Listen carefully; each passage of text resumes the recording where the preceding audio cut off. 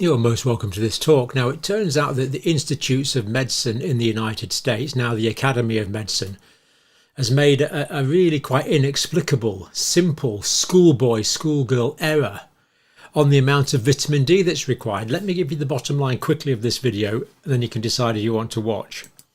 Now, this is from this paper here, a statistical error in the estimation of the recommended dietary allowance of vitamin D.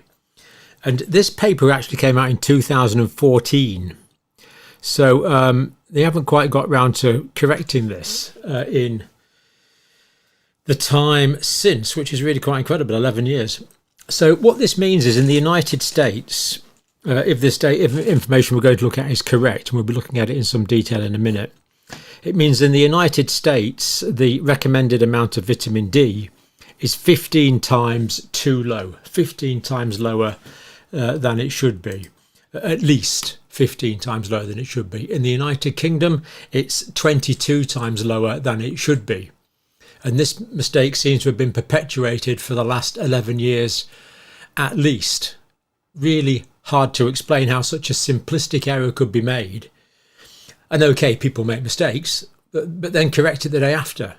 Why has this not been corrected in 11 years? It almost looks like they want people to stay unhealthy. I'm sure that's not the case, of course, but it's inexplicable how they haven't corrected this simple schoolboy error. Come on, you're on multi-million-dollar budgets, you can do better than this.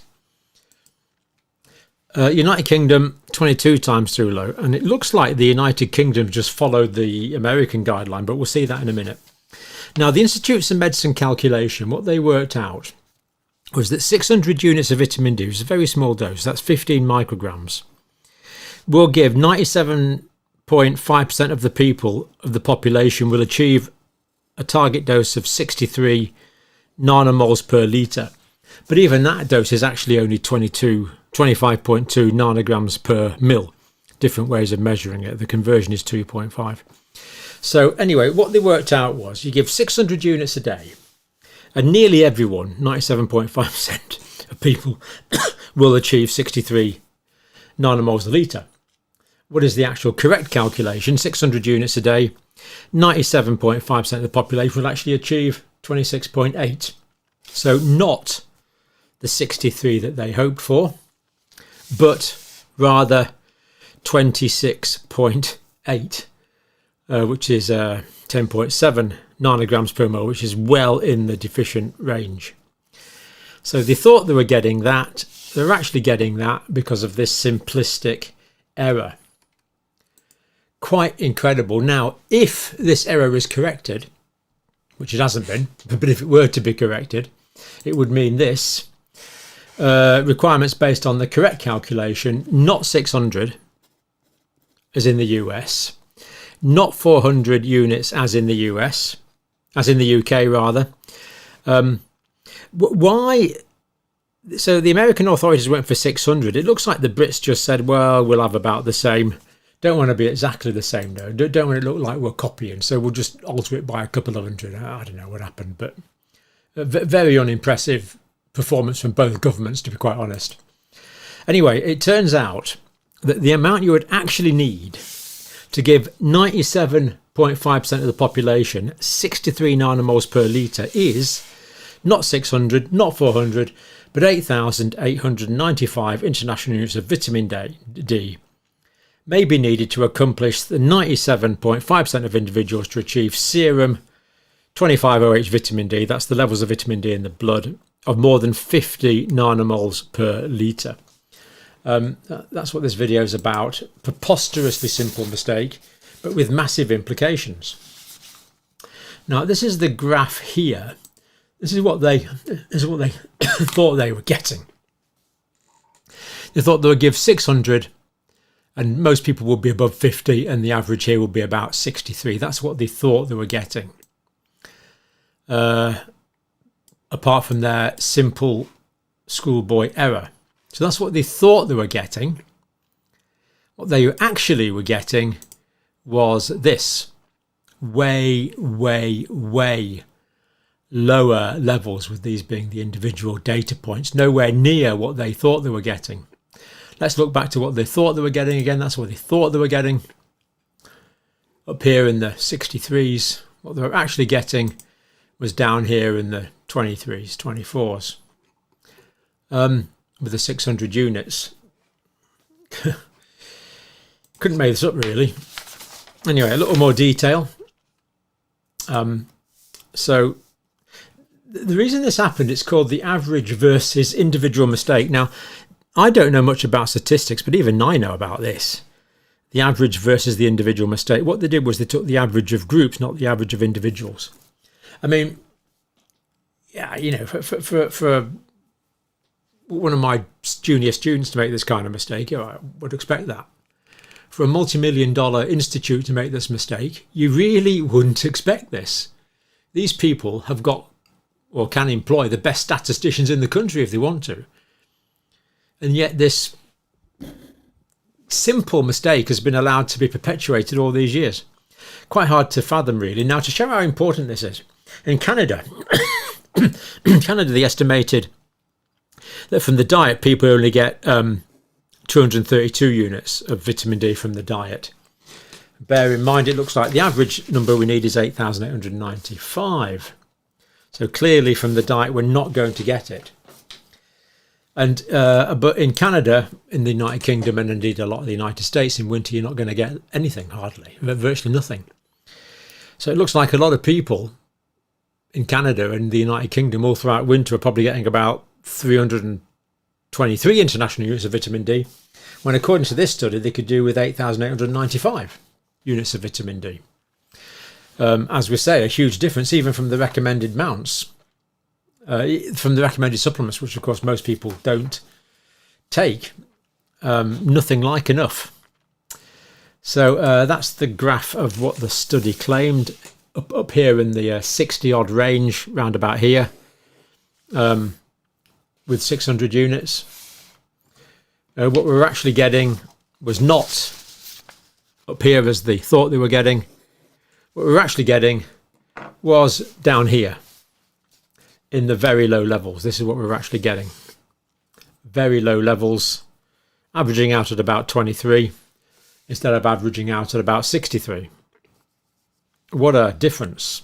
Huge difference in what they thought they were getting and what they actually got after this ridiculous error.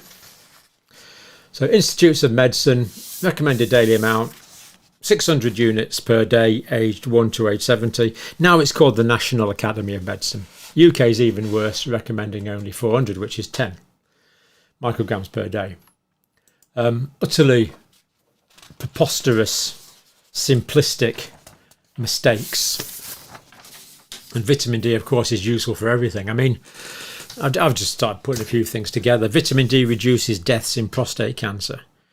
For every 20 nanomoles per litre, that's 8 nanograms per mil of circulating vitamin D, reduces the risk of cancer-specific mortality by 9%. That's a paper we've looked at before in detail on this channel. Protects against pre-diabetes developing. 76% reduction in progression of pre-diabetes to diabetes between high and low vitamin D levels. Colon cancer, a known link. All forms of immunity, heart disease, diabetes type 1. You know, making people vitamin D replete is the most basic, low-cost public health intervention that could be carried out. Why have they not corrected this? Is it deliberate? Do they know something we don't? Do they have motivations that aren't declared? I don't know. How could I possibly know that? Anyway, let's go on with what we do know. 600 international units to achieve serum vitamin D, 25 hydroxyvitamin D. That's the circulating reservoir form in the blood of 50 nanomoles a litre in 97% of individuals. Well, they were wrong. They were wrong. It wasn't enough. Levels of 50 nanomoles or more have been shown to prevent to benefit bone health and prevent injury from disease. True. 50 nanomoles a litre is the level required to prevent rickets and bone disease. But we're nowhere near this on the recommended amounts. nowhere near it. On the calculations that they got wrong, it wasn't too bad. But of course, that's the amount to prevent bony injury. You need more to prevent cancers and immune deficiencies and diabetes and dementia. You need more. Now, if you give people more vitamin D, they get less dementia. It's that simple. Well, to be fair, the clinical trials haven't been carried out because no one's paid for them, but observational studies indicate this, really through a whole range of well-conducted studies. Quite incredible. We're all remaining ill because of these recommendations. So it's not just bony injury, not just rickets.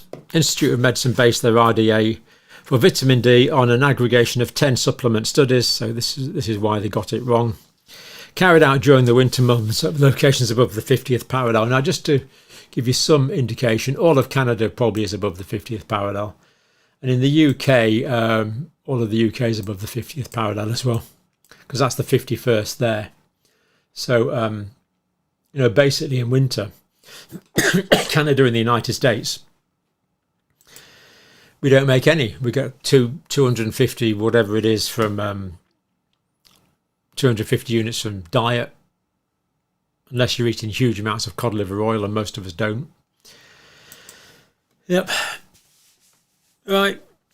Carried out during the winter months above the 50th parallel.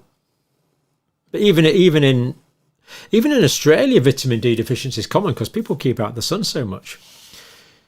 Institute of Medicine regressed 32 studies to give the average dose. So they're looking at the dose that you give compared to the plasma ratio.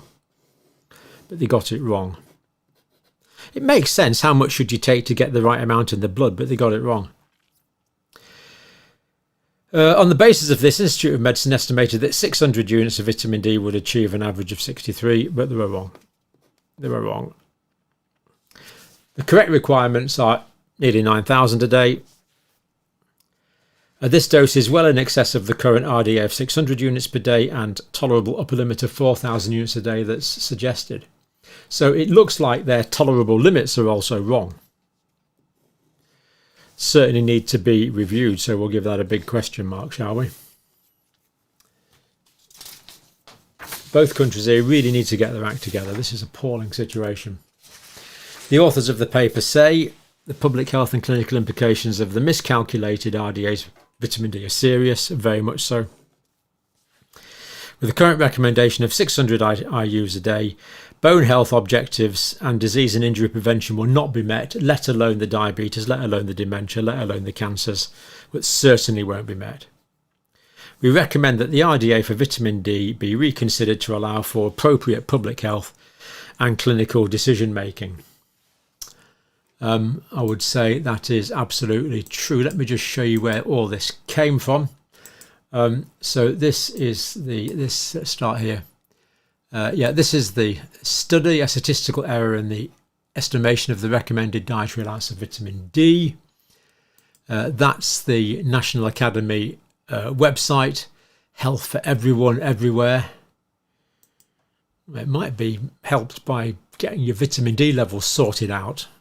It was the National Institutes of Health, it's now the National Academy of Medicine. Allegedly. That's the NHS joke, recommendations for 400 a day. And that's another good paper that we might cover in some more detail, the big vitamin D mistake. So that's kind of where this is coming from. Now, for those of you that are interested, I'm just going to tell you very briefly how they got this wrong. I'm just going to go through it quickly, but I'm going to put the full notes in the description. So the mistake was that they made the average versus individual mistake. They were taking the averages of groups, not individuals. So the Institute of Medicine's goal was to find a vitamin D dose that ensured 97.5% of individuals reached a healthy blood level of 50 nanomoles per litre. But of course, we now believe that is too low for many other aspects of health, as we've mentioned. The statistical error occurred because the Institutes of Medicine analysed the average of different studies rather than the data of individual participants.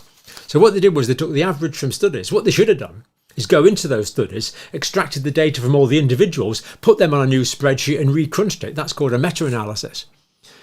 But that seemed to be beyond them. Strangely enough, inexplicably. The statistical error occurred because the Institutes of Medicine analysed the average differences between studies rather than individuals. They looked at 10 studies and took the average dose levels achieved in those studies. They calculated a statistical range, confidence interval, based on those averages of the studies, not the individuals. It's so basic, really. They found that 600 international units, 97.5% of the study averages would hit the target. In other words, if they did this, the 97.5% of the studies would be correct, not 97.5% of the individuals. So the problem is that there's much less variation between averages than there is between individuals. Of course. By using the averages, the Institute of Medicine accidentally smoothed out the data. They assumed that if the average person in the study was fine, then almost everyone was. This is ridiculous. This is inductive thinking. You know, it's extrapolating from the individual situation to the general. It's like saying, you know what, my uncle Stan had a sore foot and he had the orange pills. Therefore, if you've got a sore foot, you need the orange pills as well. It's ridiculous. So, an analogy from classrooms. Imagine you want to ensure every student has a pass grade. The Institute of Medicine method. They looked at the average scores of 30 different classrooms. They set a curriculum so that 97.5% of classrooms would have a passing average. But the reality is, even in a classroom with a passing average, there are students who fail below the amount of vitamin D required. So to correct this, to ensure 97.5% of students pass, you have to look at the lowest performing students, not the class average.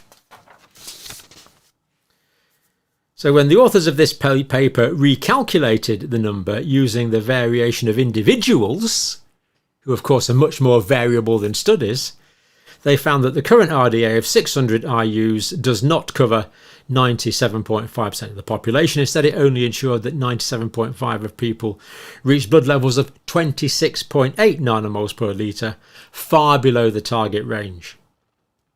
The actual amount needed is 8,895. Preposterous schoolboy error. Anyway, let me show you about a day out I had recently, just to finish off on something a bit nicer. Slightly higher bench than average. There's a nice doggy. So we must be in Silloth because this is the Ray Lonsdale, and it's a look at the view, and it's a completely magnificent piece of work in iron, true artistry. Quite beautiful, and he's done a series of works round about the north of England. His workshops in the north of England somewhere, in the northeast I think, Ray Lonsdale. Look him up on the internet, incredible work, sculpture of the people, by the people, for the people. Proper art the way it should be. Looks like something, says something, nothing pretentious. You might have gathered it's my kind of art.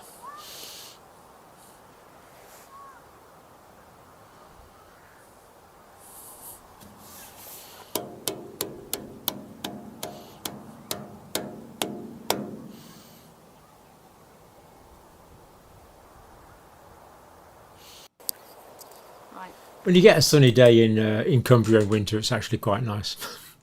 Thank you for watching.